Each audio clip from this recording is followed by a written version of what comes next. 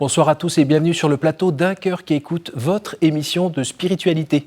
Alors bien, nous sommes en pleine semaine missionnaire mondiale, alors quoi de mieux que de recevoir en plateau une missionnaire. Bonsoir Anne-Geneviève Montagne, vous êtes aussi là pour nous parler de votre livre Témoin, paru aux éditions de l'Emmanuel. Missionnaire, témoin, ça consonne plutôt bien. Avant de nous raconter un petit peu votre parcours, votre vie spirituelle, pour nous aider nous aussi à grandir un peu dans la nôtre, je vous invite à nous lire un extrait de texte de votre choix. Alors c'est un extrait de Paul Baudiquet dans Plein Signe, c'est une série de poèmes. Qui serions-nous sans le regard, sans les regards, seuls capables de nous envisager ? Dieu ne dévisage personne, car dévisager veut dire analyser, décomposer, pourrir le visage. Seul l'amour envisage, accepte et ratifie cela précisément qui lui échappe. J'avoue cet homme, j'avoue cette femme, rien qu'en les regardant. Mon regard les invoque, les appelle et les remercie d'exister. Le regard de l'autre devient ma seule assurance, un murmure de roseaux que rien n'a su briser, et ce miracle de la mèche assoupie que le souffle ranime, le séisme vainqueur d'un acquiescement total, avant l'incertitude du grain jeté en terre. Le visage de l'autre vérifie mon cœur. On raconte à ce sujet qu'un vieux rabbin demandait un jour à ses élèves à quel signe on pouvait reconnaître le moment précis où la nuit s'achève et où le jour s'instaure. Est-ce, demandèrent les élèves, quand on peut sans peine distinguer de loin un chien d'un mouton ? Non, dit le rabbin. Est-ce quand on peut distinguer sans peine un dattier d'un figuier ? Non, dit encore le rabbin. Alors quand donc, maître ? C'est lorsque, perdu dans une foule, le visage de n'importe quel inconnu vous devient aussi précieux que celui d'un père, d'une mère, d'un frère, d'une sœur, d'un fils ou d'une fille, d'un époux, d'une épouse, d'un ami. Celui à qui pareille chose n'est jamais arrivée, qu'il sache simplement ceci, il fait toujours nuit dans son cœur. Le visage, maître absolu de vérité ou de mensonge. Seigneur, quand avons-nous vu ? Chaque fois, dit Dieu, que tu as reconnu l'autre pour ton frère. Alors c'est plus l'œil, c'est le visage qui est miroir de l'âme, c'est ça ? Oui, en tout cas qui en dit quelque chose. Pourquoi avoir choisi ce texte, ce très beau texte ? Parce que pour moi, c'est une très belle image du moteur de l'évangélisation, de la rencontre avec les personnes, qui est finalement de découvrir chaque personne comme un frère pour qui le Christ est mort, une personne pour qui Jésus a trouvé bon de verser son sang. Et donc, d'essayer de toucher à cet amour de Dieu pour chaque personne et d'arriver péniblement, petit à petit, à une forme d'amour universel, mais personne après personne. Et quand ça marche vraiment pas, quand de manière épidermique, on sent déjà que ça va pas le faire, on n'aime pas la coiffure, on n'aime pas le ton de voix, on n'aime pas les vêtements, qu'est-ce qu'on fait, docteur ? C'est là qu'on essaye d'appeler très fort l'Esprit Saint et que parfois le miracle se produit et que je pense de plus en plus, petit à petit, on entre dans la vérité de chaque personne et tout ce qui est extérieur devient de moins en moins important, mais aussi parce que notre propre sensibilité perd aussi un peu de son importance par rapport au mystère de la personne. Et vous y êtes arrivé, vous ? Oh Disons qu'il y a une période, juste après ma découverte de l'évangélisation, où j'ai été plus portée à ça, c'est-à-dire que je ne pouvais plus, en tout cas, me satisfaire de ne pas aimer quelqu'un. Donc en fait, avant, ça ne me posait pas de problème d'avoir des gens que j'aimais, des gens que je n'aimais pas. Et après cette expérience très forte de l'amour de Dieu pour moi, en tout cas, il fallait que je supplie le Seigneur d'aimer. Puis il y a eu quand même une période un peu d'embellie où c'était plus facile de voir chaque personne dans son mystère. Et puis après, je suis rattrapée par le naturel. Et donc, du coup, ça devient une lutte. Mais je crois que le Seigneur me fait grandir petit à petit. Et ça veut dire quoi, aimer quelqu'un ? Aimer quelqu'un, parce que aimer son père, sa mère, ses frères et ses sœurs, mais sinon, ça veut dire quoi ? J'ai envie de citer une deuxième fois Paul Baudiquet. Dans un autre poème, il dit « Les seuls regards d'amour sont ceux qui nous espèrent, qui nous envisagent au lieu de nous dévisager ». Donc il y a à nouveau ce jeu sur envisager, dévisager. Oui. Mais en fait, il y a la forme de l'espérance, en fait. C'est de dire, de s'attendre dans la personne à quelque chose de plus beau qui vient d'elle, mais qui la dépasse et qui va surgir. D'accord. Donc c'est à la fois dans une personne qu'on peut trouver repoussante, qu'on croise dans la rue, un inconnu qu'on peut trouver repoussant, mais ça peut être aussi avec, je sais pas, ma belle-sœur, Oui, c'est ça. en espérant que la grâce va pouvoir agir et sur moi et sur elle pour qu'on aille vers quelque chose de meilleur. Oui, alors à la fois en vous entendant reformuler ce que très exactement. Vous pensez à votre belle-sœur, c'est ça? Non, j'aime beaucoup toutes mes belles-sœurs, mais je réalise qu'en fait, il y a quand même quelque chose en fait dans le présent de percevoir la dignité profonde de la personne sans attendre qu'elle ait changé. Il ne s'agit pas de l'aimer pour ce qu'elle pourrait être, mais il y a quelque chose quand même dans cet amour qui désire que la personne s'épanouisse davantage. Je pense que typiquement, vous parlez des belles-sœurs, mais des gens de notre entourage proche, on peut à la fois les aimer très profondément dans le présent et peut-être percevoir leur potentialité et l'espérer en fait. Et c'est toujours réjouissant de voir quelqu'un qu'on connaît depuis longtemps et qu'on aime depuis longtemps, de voir cette personne se déployer d'une manière nouvelle. Pardon d'insister sur cette thématique, mais quand on a été blessé ou quand on est blessé, comment on fait pour aimer quelqu'un? Ça, c'est toute la question du pardon, mais je pense qu'il y a une part qui est fondée dans le Christ et qui consiste à se dire aussi que Jésus est le seul juge, en fait. Moi, l'amour qu'a le Christ pour chaque personne et qui aussi me fonde ma propre espérance et mon propre courage pour continuer le chemin, qui est de croire que son amour est inconditionnel, son amour pour moi ne varie pas, quoi que je fasse, quoi que je dise, quoi que je sois, il m'aime. Et ben, si je me dis ça pour chacune des personnes, il y a aussi quelque chose où je me dis, mais du coup, en fait, c'est déjà aussi avec les autres. Et qu'en fait, c'est le Seigneur qui est le maître de la relation et qui aussi, peut seul, d'une certaine manière, me donner à la fois la force de pardonner et en même temps de croire que la relation va évoluer. Mais ça, pour le coup, j'ai un témoignage assez personnel à vous donner. C'est que je vous écoute. J'ai une amie qui est très, très chère aujourd'hui à mon cœur. Et au départ, c'était vraiment compliqué. Et elle, comme moi, pourrait témoigner qu'il y a une dimension de miracle dans la manière dont notre amitié a éclos et a franchi des étapes où on avait tout, on était en rivalité sur à peu près tous les fronts. Et en fait, de pardon en pardon et de désir aussi que le Seigneur triomphe, je pense, chez l'une et chez l'autre. Et en fait, c'est devenu une de mes amies les plus chères que je vois hyper souvent. Et c'est vraiment pour moi une preuve de l'existence de Dieu parce que c'était pas gagné. C'est beau. Avant de parler de votre livre, est-ce que vous pouvez nous dire un tout petit peu d'où vous venez, qui vous êtes? Vous êtes né dans une famille catholique?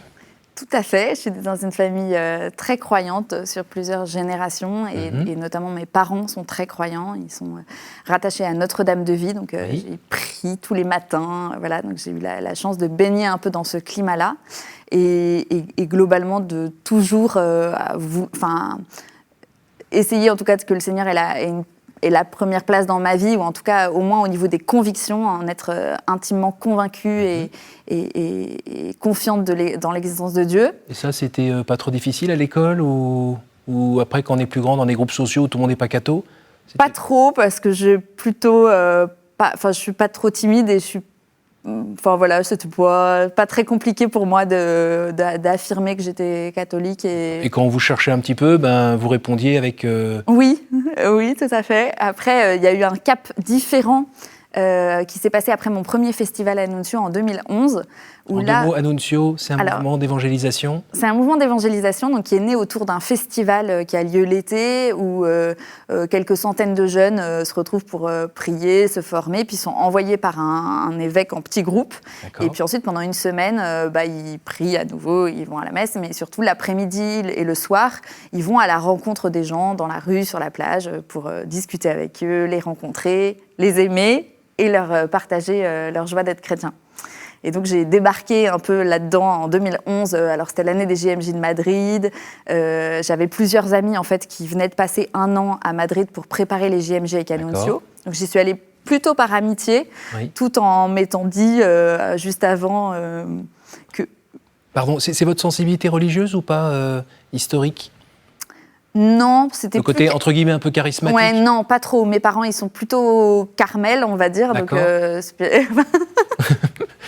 Voilà. Et alors après, j'avais été au foyer de charité au lycée. Donc ça m'avait un petit peu ouvert, mais c'est pas non plus hyper charismatique. Non, les foyers de pas dire ça, non. Plutôt classique, quoi. Donc plutôt une spiritualité classique.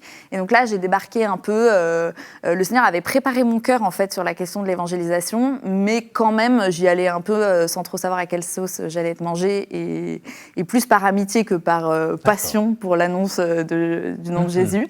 Et en fait, j'ai été retournée comme une crêpe. Enfin, en gros, je suis arrivée et il y avait la louange. Et en fait, j'ai pleuré pendant 3 jours. Et j'étais comme lavée de l'intérieur. Enfin, à chaque fois que la louange commençait, voilà. Et puis, il y a eu des prédications. Et je me souviens des prédications. Je pourrais presque vous les refaire. Comment vous expliquez ça aujourd'hui ? Qu'est-ce qui s'est passé à ce moment-là ? Ça consonnait avec quoi en vous ? Je pense que je me souviens qu'avant, j'étais dans ma maison de vacances et j'avais dit au Seigneur, bon là, ma vie spirituelle, c'est un peu la cata, mais écoute, il y a les JMJ, t'as qu'à mettre le paquet, moi aussi. Donc je pense que j'arrivais avec un désir fort. Vous aviez quel âge ? 24 ans. Et en même temps, je pense que le Seigneur avait aussi décidé que, bon, allez, c'était parti, on allait passer... On va lui donner un coup de main. On va passer la vitesse supérieure. Et du coup, voilà, pareil, puis après une confession, et enfin la prière des frères lors d'une veillée où on demandait spécialement que l'Esprit Saint vienne et se saisisse de tous les apprentis missionnaires qui étaient là. Et là, j'ai été douchée, mais j'ai pas compris ce qui se passait. C'est très difficile à exprimer. Ce que je peux dire, c'est que c'était à la fois comme une grande chaleur, en même temps comme une espèce de douche intérieure, la conviction intime que Dieu m'aimait. Et que vous le ressentiez plus fort que vous ne l'aviez peut-être ressenti par le passé ?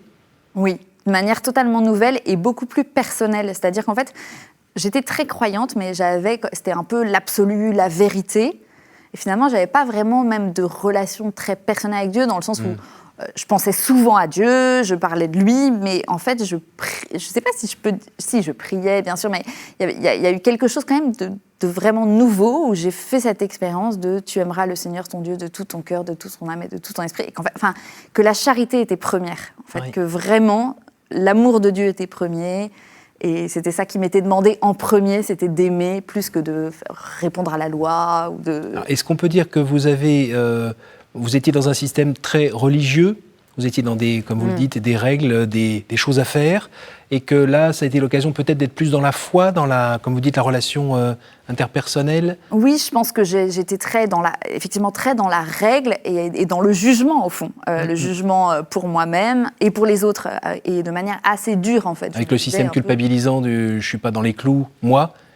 J'ai pas le souvenir de moi m'être sentie très culpabilisée. Non, plutôt d'avoir pointé les autres qui n'allaient pas à la messe tous les dimanches. Plutôt ça, plutôt de. Et avec parfois la parole genre correction fraternelle, mais en fait, on donne un bon coup. Alors déjà ça, et puis même en fait un peu de me dire il y a une forme d'orgueil tout à fait mal placé. Il y a ceux qui ont compris et ceux qui savent la vérité que que Jésus est Dieu, etc.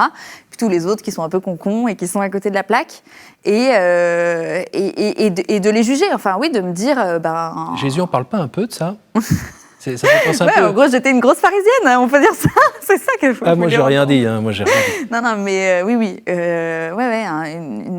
Une espèce de bonne conscience et j'étais complètement à côté de la plaque, quoi. Mais en même temps, je pense que j'avais une générosité de suivre le Seigneur. Vous étiez sincère. Mais j'étais à côté de la plaque. J'avais une espèce d'idole de moi-même et puis d'un Dieu qui attend des purs. Ou des gens qui rentrent dans les clous, quoi. Et alors, quand vous avez pleuré, ou bien après, est-ce qu'il y avait aussi de voir l'erreur dans laquelle vous étiez ou bien pas trop de temps à perdre, on avance ? Non, je pense que la contrition et la conscience de mon erreur sont venues plutôt après, en fait. Même peut-être assez longtemps après, plusieurs mois après, je dirais. Non, je pense que sur le moment, c'était juste, j'ai été bouleversée. Et j'ai... c'était énorme, mais c'était bien, quoi. Ouais. Je suis aimée entièrement. Ouais. Et puis aussi que du coup, en fait, l'évangélisation, c'était pas... Moi, je pense que j'allais expliquer aux gens la vérité. Oui. Et en fait, j'étais envoyée pour les aimer. Et ça, c'était aussi... ça changeait complètement ma perspective. Donc, en fait, mes premières missions... en fait, j'étais pas du tout dans l'attitude que j'aurais eue si cet événement ne s'était pas passé, en fait. Et donc... c'est différent. Oui, c'est différent. Vous pouvez nous dire un petit peu justement sur ce qu'on trouve dans ce livre, puisque c'est un petit peu en lien avec l'annonce. Eh bien, en fait, pendant le même été, le Seigneur n'a pas arrêté en fait, de me donner des cadeaux et il m'a notamment donné un cadeau qui était de me découvrir mon identité, c'est-à-dire de me dire qu'il voulait que je sois missionnaire. Enfin, ça s'est passé d'une manière très simple, c'est que me suis avancée pour me faire bénir, que le prêtre m'a béni avec le Saint-Sacrement. J'étais toute seule parce que je devais rester pour prier dans l'église et il m'a dit « Jésus vous aime et il veut faire de vous une missionnaire ». Bon, ce qui, en soi, il l'a peut-être dit à 50 personnes à cette soirée, sauf que moi... Ça fait écho ? Moi, je me suis dit, c'est vrai. C'est ça. Il me parle à moi, il ici me parle et à maintenant. moi, et voilà. Et je me suis dit, mais en fait, c'est qui je suis. Le Seigneur me veut missionnaire. Voilà, c'est ça. Attendez, il y a plein de gens normaux qui partent en courant à ce moment-là, non ? Qui disent, oh, ça va, Dieu, on le donne ça, et il prend tout ça, ou je ne saurais pas faire, ou mais j'ai pas envie d'être comme ça, exposé sur la place à dire, hé, Jésus t'aime ! Pourquoi vous n'êtes pas parti en courant dans l'autre sens ? Mais parce qu'en fait, c'était bon de découvrir qui j'étais. Enfin, voilà, dans la Bible, il y a ce verset je reçois le plus bel héritage, la part qui est la mienne fait mes délices. Et en fait, j'ai éprouvé ça. J'ai éprouvé une joie profonde de me dire, enfin, voilà, je sais ce que j'ai à faire, je sais qui je suis. Enfin, bien sûr que ce que je suis dépasse très largement le fait d'être missionnaire, mais il y a quand même quelque chose de fondamental là-dedans. Et avec la conviction aussi que tous les chrétiens sont appelés à être des témoins. Alors, pas forcément à travailler pour Annuncio comme moi, pas forcément à aller dans la rue tous les 4 matins pour rencontrer des personnes, mais que chaque personne a quelque chose d'unique à donner, un visage du Christ à refléter. Le pape François le dit dans Gaudete et Exultate, que chacun est une mission, dit quelque chose du Christ. Et voilà, ce livre, c'est pour essayer d'aider chaque personne d'abord à voir que Dieu agit dans sa vie. Oui. Parce que je pense qu'il y a des tonnes de chrétiens qui sont croyants, qui ont une vraie foi, qui sont fidèles au Seigneur, mais c'est peut-être pas concret en fait. C'est-à-dire qu'ils n'ont pas découvert que Dieu les aimait personnellement. Enfin, je me souviens de quelqu'un qui me disait, mais la douche est braquée sur toi. Enfin, Dieu te regarde en permanence et je suis intimement convaincue que c'est vrai. Donc le but, c'est d'aider d'abord les chrétiens à réaliser ça, qu'ils sont aimés d'un amour qui prend soin d'eux à chaque seconde et qui leur fait des cadeaux à chaque seconde. D'abord pour que grandisse la louange et les remerciements vers Dieu, parce qu'on lui doit bien ça. Et puis que, voyant ça, et simplement dans leur quotidien, avec leurs collègues, avec leurs enfants, avec leurs conjoints, ils puissent partager ces petites pépites que le Seigneur fait dans leur vie, et que peut-être les personnes soient touchées et puissent découvrir qu'elles-mêmes sont aimées, et ainsi de suite, que la boule de neige. En général, quand le Seigneur tout d'un coup vous fait ce superbe cadeau et vous offre la grande corbeille de fruits, c'est très bon, ça va très bien, et limite on plane et les autres disent ça va, t'as l'air en super forme, tout va bien, et oui, tout va bien. Et là on est tout feu tout flamme, et l'annonce on y va, on compte pas ses heures, on est à fond. Et puis après, tout d'un coup, il y a quand même, on va dire, le naturel qui revient un peu au galop, et ça retombe un petit peu. Oui. Vous avez vécu cette phase-là ? Oui, c'est sûr que ça fait 10 ans. Je dirais, j'ai eu beaucoup de chance, parce que pendant 3, 4 ans, 5 ans peut-être, c'était facile. Ah oui. Enfin, en tout cas, il y avait une joie telle, et puis j'avais... le combat spie, pas trop. Le combat, il était sur plein d'autres plans de ma vie, soyons clairs. Et il était... Souvent, je me sentais fatiguée les jours où j'allais en mission, et du coup, j'avais une petite voix qui me disait « T'en fais trop, ça va, calme-toi ». Mais en fait, comme je savais qu'il y avait la joie, une joie délirante après les rencontres, j'y allais quand même. Et depuis quelques années, là, c'est plus dur. C'est-à-dire que je me dis... j'ai pas envie d'y aller. Souvent, je me dis, mais je crois que j'aimerais mieux être morte que d'aller dans la rue. La joie, elle est toujours là, mais le combat avant, il est plus fort. Enfin, Alors, il y a un lien avec votre responsabilité de directrice générale d'Annuncio ou pas ? Qui est trop prenant, je pense que plus... C'est une responsabilité, hein, c'est pas juste... Je dirais plutôt qu'il y a un lien entre le rythme. C'est-à-dire qu'il y a eu un moment où j'étais responsable des formations à la mission, et donc j'allais dans des paroisses quasiment un week-end sur 2. Donc en fait, j'en faisais vraiment souvent. Et en fait, plus on rencontre, plus on s'émerveille en fait des personnes qu'on rencontre, et plus on a le désir d'en rencontrer de nouvelles. Et je dirais que parfois, par les différents engagements que j'ai, etc., la mission le concret de la rue, de la rencontre se raréfie, Oui. et plus ça se raréfie, et moins j'ai envie d'y aller, parce que plus l'effort de sortie de soi coûte. Alors qu'en fait, je pense que la seule solution, c'est que je me remette à en faire plus souvent.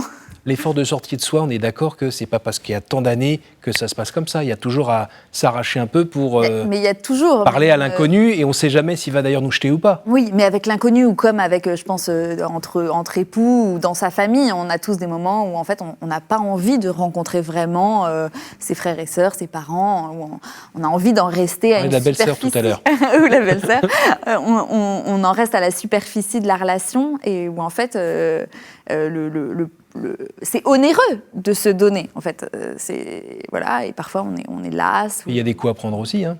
Et aussi, on accepte d'être vulnérable. Et ça, c'est vrai que depuis le péché originel, on n'aime pas trop être nu devant les autres.